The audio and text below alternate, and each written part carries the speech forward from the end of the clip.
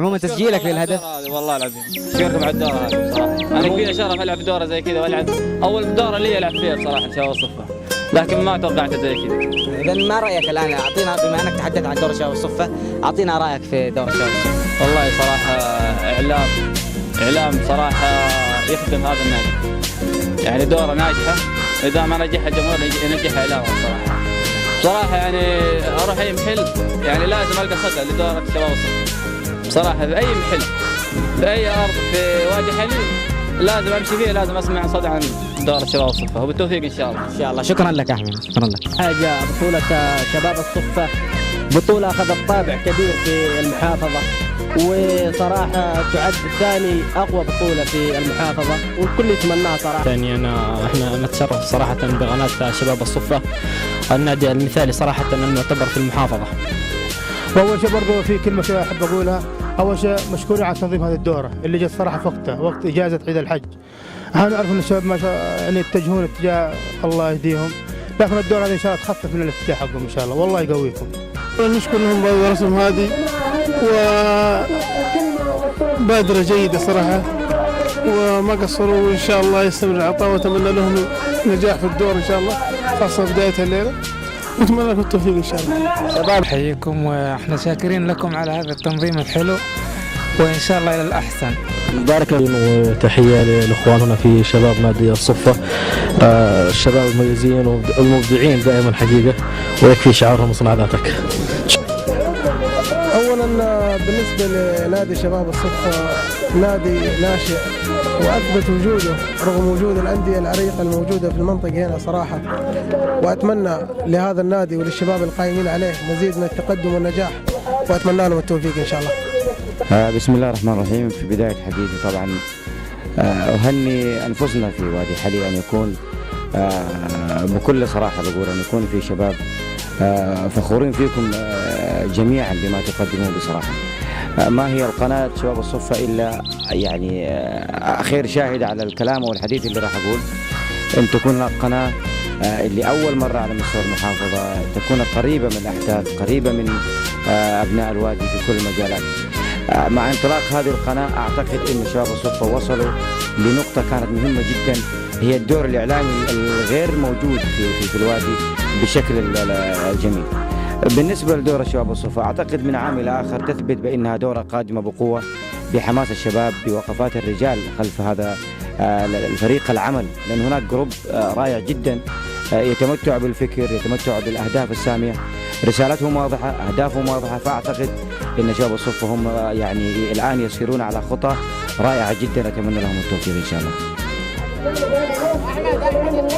بادرة جيدة وفكرة رائعة، أتمنى التوفيق القائمين عليها، وبس أتمنى الاستمرار والجدية في هذا المجال، لأنه يصنع شخصية إعلامية جيدة، والاستمرار في هذا الباب يعطي تميز للقائمين وللنادي، وصل التوفيق الجميع. شكرا، ونتمنى لنا إن شاء الله بالتوفيق في هذه البطولة التي هي بلا شك يعني رمز، تعتبر من رموز بطولة وادي حلي، وبلا شك القائمين من إدارة نادي شباب الصفة وكل المسؤولين نشكرهم على هذه الاستضافة، وإن شاء الله نكون خير عون لمن يعين طبعا جميع المشاركين في هذه البطولة. الهدف هو التنافس الشريف تحت مظلة التعاون والتآخي في دورة شباب نادي الصفة، ويكفينا شرف والله صراحة وصولنا يعني طبعا هذا المكان ملعب شباب الصفة أكبر فخر. طبعا لو وصلنا للكاس أو ما وصلنا للكاس أهم شيء المشاركة.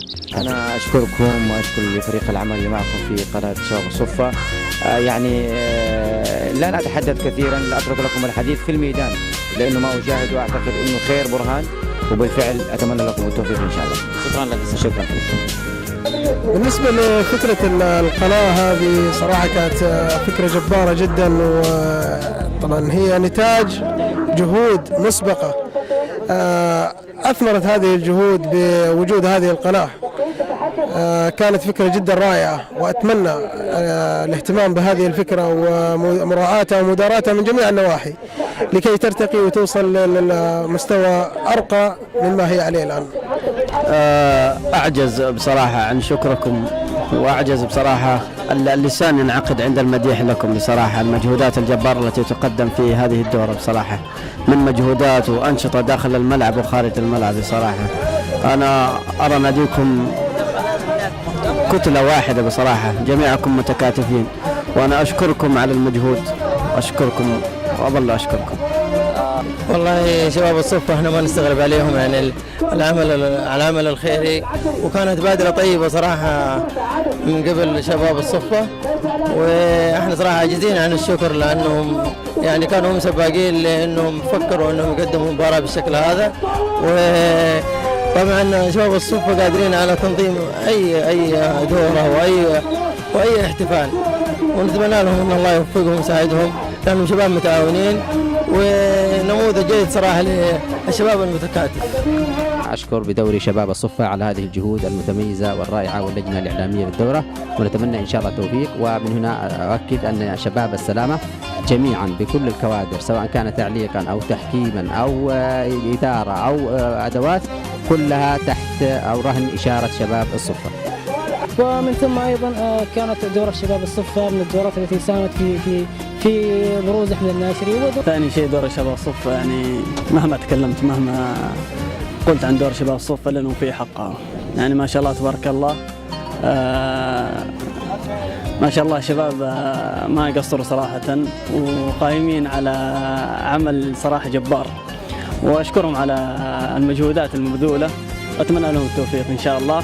بالنسبة للمشاركة الله يعطيك العافية وشكرا لكم، ودائما شباب الصفة متميزين وإعلام قوي حتى على مستوى حالي، أتمنى لكم التوفيق إن شاء الله، موفقين إن شاء الله. أول شيء أنا أحب أن أحيي شباب الصفة على حاجتين مهمة.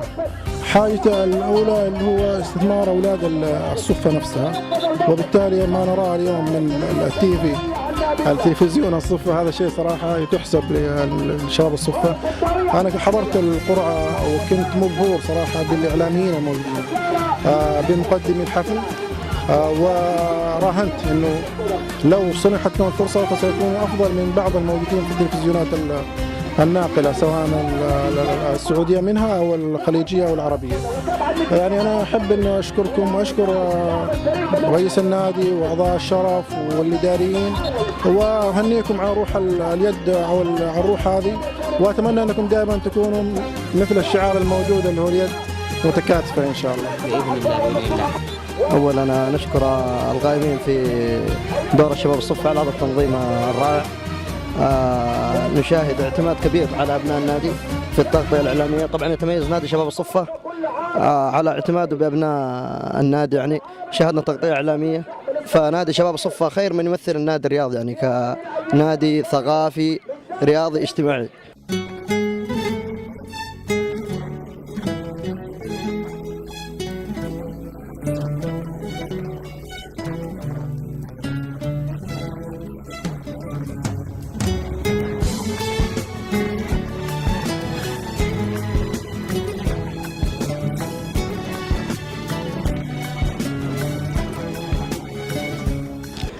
حقيقة أنا أعتبر نفسي واحد من منظمي هذه الدورة، فمهما قلت فربما تكون شهادتي مجروحة في هذه الدورة، على اعتبار أني أعتبر نفسي أحد المنظمين منذ بداية تأسيسها. وأنا أتمنى لكم التوفيق وأشكركم على هذا اللقاء، ونتمنى تطور شباب الصفة في الإعلام خاصة من سنة إلى سنة. ولأن أحب أشكر الأخوان في نادي شباب الصفة على الجهود المبذولة، على كذلك أحب أن أشيد بالمشروع الجديد من نوعه في المحافظة، قناة شباب الصفة على اليوتيوب. والله أنا أقولها بدون مجاملة، فريق شباب الصفة يقدم رؤى إعلامية، رؤى تنظيمية، رؤى فكرية لشباب وادي حلي اللي يعكس المستوى الثقافي الواعي لأبناء حلي، وهذا أمر ليس بالمستغرب. ما حدث في النهاية في الافتتاح لهذه الدورة في ظل تقريبا هي 3 دورات تقام هنا لهذه الدورة الثالثة. ما حصل في الدورة الثالثة يفوق ما حصل في كل الدورات الموجودة في المحافظة، أقولها بكل صدق. حصل قفزة نوعية في مفهوم الإعلام والتعاطي مع الحدث والموقف بتعاطي مهني. أنا كنت مسرور جدا للأصداء التي وجدت من خلال طبعا الافتتاح، لأنها كانت تمثل يعني رؤى ناضجة.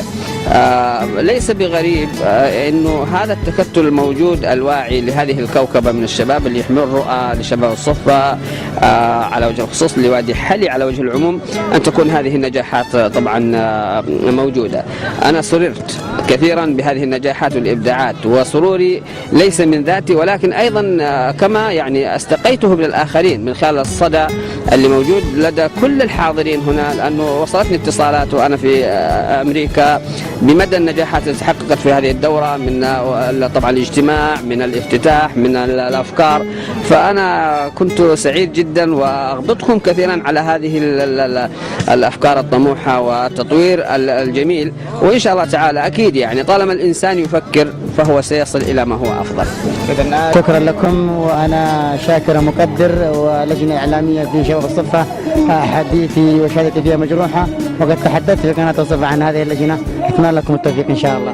ما لا شك فيه طبعا دورة الصفة أنها وضعت بصمتها ووضعت مكانها ضمن المنظمين وضمن الدورات الكبيرة على المستوى ليس حلي بل على المحافظة كاملة. فدورة الصفة دليل على الحضور الجماهيري، متى ما يعني مقياس نجاح الدورة هو الجمهور، وأنت أمام يعني ما رأى عينك الآن من أول يوم الدورة إلى يومنا هذا وأنا متابع، ما في يوم بفضل الله عز وجل والملعب يعني خالي من الجمهور. أولا يا أخوان يعني أقول كلمة حق صراحة للأخوان القائمين على هذه القناة، مثل الأخ علي والأخ وائل، يعني ما ودنا نذكر أسامي ما ننسى حد. شكر كل الشكر لكل الأخوان القائمين على هذه القناة مني أنا شخصيا، أشكرهم جزيل الشكر. كلمة الشكر في حقهم شيء قليل صراحة، وما أدري إحنا ودنا إحنا نكرم الأخوان الذين قائمين على هذه القناة. إن شاء الله أنهم يتكرمون من قبل الإدارة. ما أتمنى من إدارة شباب الصفة، ولا أتمنى من تنمية الجوز أنها تنتبه لإدارة شباب الصفة وهذه القناة وهذه التطور الذي يقومون فيه الأخوان، يعني حاجة يعني جديدة في المحافظة للأخوان القائمين على هذه القناة. صراحة نادي شباب الصفة أنا ما بعد سنة من أهل البيت بمدح نادي شباب الصفة، لكن الكل يشيد نادي شباب الصفة، الأخوان القائمين على نادي شباب الصفة.